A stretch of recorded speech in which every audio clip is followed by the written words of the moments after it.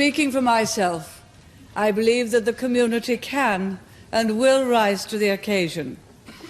For however diverse our national histories, we all know that our future lies in working together. She saw the Single European Act as an opportunity to break down boundaries in Europe so that people could trade more easily and a lot of the needless obstructions could be removed. That was her ambition.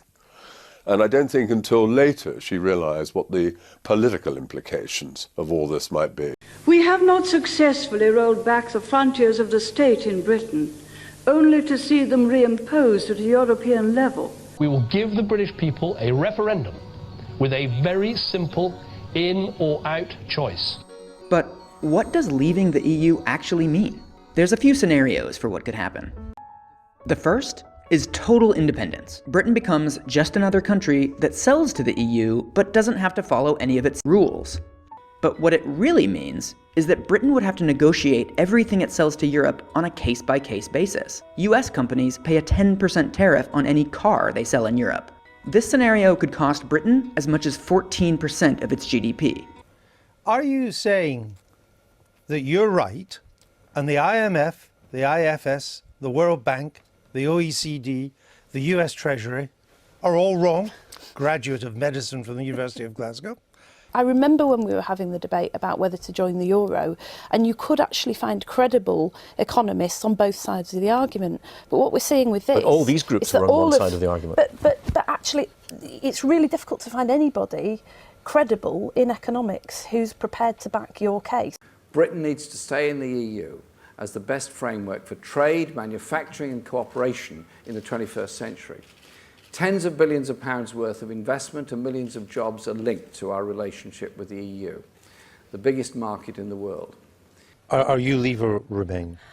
I mean, I think the idea of the right wing debating how, leaving Europe could solve problems created by the right wing is frankly laughable. I've never had a say. This is my time to have a say. I'm going to vote. I'm going to vote to leave. What, Katie, you need to do is to blame the British government. I don't need advice from you. That's for certain. Not scapegoat the EU. Look, we've had a government here that's been imposing austerity on the people for many, many years now.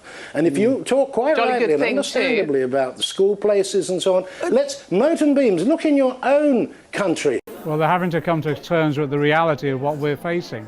And what we're facing is neoliberal policies have failed. The austerity measures have been, well, really undermining the recovery that we wanted to see. So I think they're having to come to terms with the reality that most of us have been predicting for the last 6 months. The problems that you want to fix are caused by right-wing policies. It's not migration that has caused a drain on access to resources and jobs. It's austerity. And it's the Conservative policies that have diminished trade and growth and production and the British economy, not migration and not the EU. So the problems that you're seeking to fix are not, they're not EU problems, they're right-wing austerity problems. Economic reform to end self-defeating austerity and put jobs and sustainable growth at the centre of European policy. Alternatively, Britain could leave the EU, but stay in the European Economic Area. Under this scenario, Britain becomes Norway. It still buys and sells from Europe, but it's not a member of the club anymore. This doesn't actually get Britain out of European control. Members of the European Economic Area still have to contribute to the EU budget, and they still have to follow EU regulations on everything they sell in Europe. Britain would still have to follow all those rules, it just wouldn't have a say in making them anymore. Let me ask you, just before we leave the economics, actually, a very simple question I have tried to get an answer to from various people on your side is, should we or should we not be inside the single market? Do you want us to stay inside the single market, yes or no? No, we should be outside the single market. We should have access to the single market, but we should not be governed by the rules that the European Court of Justice imposes on us, which cost business and restrict freedom. The third option is for Britain to negotiate a special deal, a bilateral trade agreement custom-made for its own economy. Britain becomes Switzerland. It's not officially a member of the European Economic Area or the EU, but it still gets all the benefits of selling its goods there. The problem with this scenario, though, is negotiating power. According to Brussels, the market can't be divided up sector by sector. If you want free trade, you have to agree to open up other parts of your market as well, including the labor market. This is exactly what happened to Switzerland. In 2014, Swiss voters demanded restrictions on EU migration, but Brussels said no. If Switzerland wanted European trade, they had to take European workers as well. Most people who want Britain to leave the EU want freer trade and stricter immigration. But with the EU facing an unprecedented migration crisis, it's unlikely that Britain will get both. You cannot have access to the single market without accepting free movement of people. And it's an absolutely clear principle that has been made very starkly clear to this country by Germany and France and is internationally accepted. And so if you want access to the single market, you have to accept free movement of people. What I'm saying is that let's say for argument's sake, the people who were outside Cologne's train station on New Year's Eve get convictions in Germany, all right? They then, in 5 years, 6 years, have a German passport, which is the same as a British passport. They can come to Britain. They can settle here. We could, at that moment in time, as a free country, stop them from entering the workplace and settling here. But there's a problem with that, because anybody convicted under German law will not get a German passport. Under German law, you need to have a crime-free record for up to 8 years before you can get a German passport. So if they're convicted, they will be ineligible for a German passport. In theory, German citizenship is 8 years. In Hungary, it's about 3 years. But you don't get it at all if you get a criminal record. I think there is a feeling that all of that will be ignored given the scale of the problem that Merkel faces. I mean, we're only 1 year in. We're 1 year into Merkel's open door. The evidence thus far this year is that the numbers coming into Europe are many, many times bigger than they were last year. Right, but it's 8 years before you can get a German passport. That's what citizenship is. Well, I see no politician in Germany recommending it's going to change. You've got to speak the language. You've got to have a clean criminal record. So none of the Cologne attackers who've been convicted would be accepted under German law, and therefore they couldn't come here. The euro is broken, and the EU plans to let in another 5 countries. Imagine what will happen when you're paying for the euro bailouts. Imagine what will happen to public services when Albania, Macedonia, Montenegro, Serbia, and Turkey join the EU. Well, the lion's share of votes went to the no campaign in the Dutch referendum on whether to have closer ties with Ukraine. In the nationwide referendum, more than 60% said no to the deal, while only 38% voted in favor. The vote that the Dutch just took shows that there is a significant disconnect between what the EU's elites want and what the citizens of the EU desire. This is very much part of the elite agenda, but obviously it does not have... Not the will of the people. Exactly right. What is the enemy? The enemy is the contempt for democratic process in our national capitals and in Brussels. Because the contempt that the elite has in London for democracy is only reinforced by the contempt that Brussels has. We make decisions in pure opacity.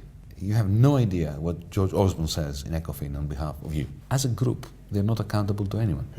Read the first page of the Memorandum of Understanding, the text that goes, the memorandum that accompanies the loan agreement that was signed after I resigned. It's the one I wouldn't sign. Yeah. Read the first page. It really is a gem. Verbatim. The Greek authorities commit to agreeing with the institutions. Full stop. If I were to sign such a contract with you, that I commit to be in agreement with you, whatever you say, this is like slavery. Absolutely, it's completely one-sided. Yeah? Second sentence. The Greek authorities commit not to introduce any legislation in Greek Parliament unless they have the approval of the institutions. Wow. Okay. The British Empire was far more liberal with the colonies than that. The Troika has the right to say no, veto. So it's a completely colonial, relationship. And as Tony Benn said, unless you are able to ask those who make decisions over you, how do I get rid of you? And get a meaningful answer, you don't have a democracy. So that's what's important to do in Europe. I and many others have been very critical of many decisions taken by the EU. And I remain very critical of its shortcomings, from its lack of democratic accountability to the institutional pressures to deregulate or privatise public services. So, Europe needs to change. But that change can only come from working with our allies in the European Union to achieve it. It's perfectly possible to be critical and still be convinced we need to remain a member. Vote Leave pretend they want to leave Europe to help the NHS. But they've spent their careers campaigning for the NHS to be cut. What we want is spending cuts. We've actually outlined ourselves how you can cut spending by 50 billion. They want to make you pay to use the NHS.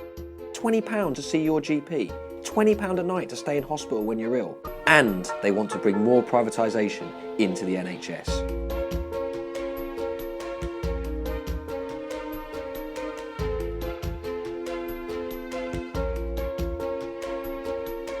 What do you say to those people who go, look at this, we've got to leave? Well, firstly, that if Brexit wins, you're going to end up with Boris Johnson. Don't, honestly, please, please. In 10 Downing Street. And the TTIP will come to these shores faster than it will under the European Union. My party believes in the NHS, in a service free at the point of delivery. My father is a doctor, my mother is a nurse. It is core to my values and it is core to the values of my party. No, that is our policy. Our policy is determined by our party and it is to support an NHS free at the point of delivery. We dragged the National Health Service in 1997 to 2010 from the depths of degradation that the Tories left it in and hoisted it back to the pinnacles of achievement.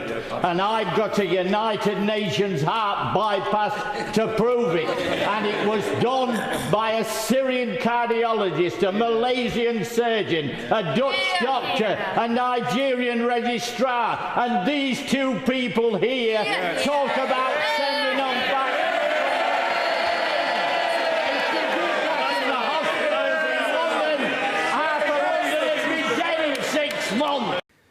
EU membership has guaranteed working people vital employment rights, including 4 weeks paid holiday, maternity and paternity leave, protection for agency workers, health and safety in the workplace.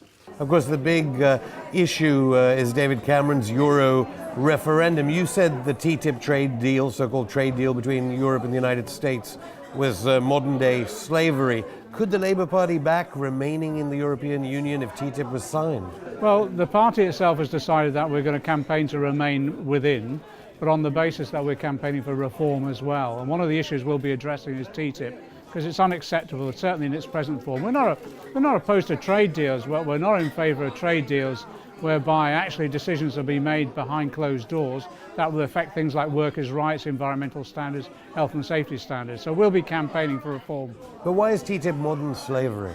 Well, if you look at what's happened in other trade deals that have happened, where they've used the same process of eventually just deals being done behind closed doors with a lack of democratic accountability, what that's resulted in is the undermining of workers' rights and high exploitation levels. And that results in people not being paid the rate for the job, working in unhealthy conditions and producing products that actually also threaten people's health and safety. We have high health and safety standards in our country. We don't want them undermined through TTIP. And the same with the environmental standards, but also what we want to do is make sure we maintain employment rights across Europe, not undermined by these international trade deals like TTIP. Being in the EU has raised our environmental standards, from beaches to air quality, and protected consumers from rip-off charges. At that meeting in Paris, October 1972, they said the EU's got to have an environmental policy, and I was appointed, as I said, the head of the Prevention of Pollution and Nuisances Division. And we did draw up, and we got through the Council and the European Parliament a great swathe of legislation on air pollution, water pollution, solid waste, chemicals, noise, and dear to my heart, certainly in the latter phase of my time in Europe, much of the legislation on environmental protection and nature protection, which is still in force today. And I'm very, very sure now that the European Commission will not be coming forward with measures to weaken or destroy those key habitats and nature protection directives, which have now been in place for over 20 years. Or has he gone quiet because TTIP is in the offing, which would allow fossil fuel multinationals to sue governments who wanted to TTIP, there are some really dangerous aspects of that, particularly as far as I'm concerned, the provisions in that which will allow a private company to sue a government. But TTIP, now you mentioned it, for me there's another very good reason to stay in Europe, because where is the opposition to these detrimental parts of TTIP coming from? It's coming from the European Parliament. It really is. They have carried the burden on this. And by the way, if we're talking collective action, the fact that UK was part of the EU and the fact that the EU had a common position in the climate change discussion was absolutely vital in getting that outcome in Paris before Christmas. They are ever more desperate. Some chap from the media is trying to do his piece to camera. I think, shut up. Can we tell Crick to, can someone go and interrupt Crick at the back of that? But one of the interesting little incidents we caught, excuse me, I'm live on television. Okay, keep quiet. All right. The guy's trying to talk. Okay. You're interrupting. I'm just trying to explain what's going on here. Well, yeah, so is he. Okay. Earlier, My main worry with Boris Johnson right now is I've watched his enthusiasm the past week about Brexit, and my fear is this guy is a baseball cap and a Budweiser away from being your Donald Trump, I gotta say. The left should never lose sight of the history of the 1930s. After 1929, the left failed to create the coalition with other Democrats that was necessary to prevent the descent into the abyss of the 1930s. Now, I see such an abyss opening up in front of our eyes in the center of Europe today. And if it does, we are going to unleash very vulgar and brutal ultra-right-wing forces throughout Europe and various xenophobic tendencies that will be turbocharged by the disintegration of the European Union. Brexit would speed up the disintegration of the European Union. And in the end, the only beneficiaries will be those ultranationalists, xenophobes, racists, everywhere, including in Britain.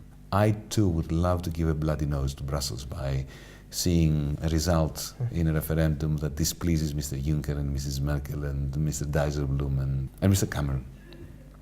But this should not be our criterion. Our criterion should be a broad, pan-European democratic movement for preventing the postmodern 1930s from hitting us and future generations. We don't know who is taking those decisions. When I cycle around London, where I'm still, as some of you may know, I'm still mayor. People know what I do. They shout at me in the street rather like those kindly people. They cite you Tory tosser or whatever. They know who I am. This referendum now gets one on turnout, gets one on passion. And I think the advantage that Leave has over Remain is that people who have made their minds up to leave generally feel it quite strongly and quite passionately. And we have to mobilise. If we get every person in this country who says they want to leave, and the big hook for nearly all of them, or the majority of them, is the immigration argument, we make that point, we mobilise them to vote, we will win this referendum. A lot of people watching this will be people who desperately want to change the world. Are you optimistic that finally the left can get its act together and have a vision that can inspire people in the turbulent years that are to come? Absolutely, and I'll just back it up with some numbers. When I started talking to Alexis Tsipras in Greece in 2010, 2011, our party of the left scored 4% of the vote. And a few years later, we took this 4% and turned it to 40%. Now, the fact that we had a major setback, even a surrender, is another matter. But it just goes to show, if you keep a consistent line which is based on reason and hope, you can do that, especially at a time of crisis. Maybe the EU is too rigid and too boring. Maybe it does need to adapt as the world changes around it. Maybe the exact thing it needs is a big, liberal, pragmatic member to push it in that direction and do it from the inside. I wonder who that could be.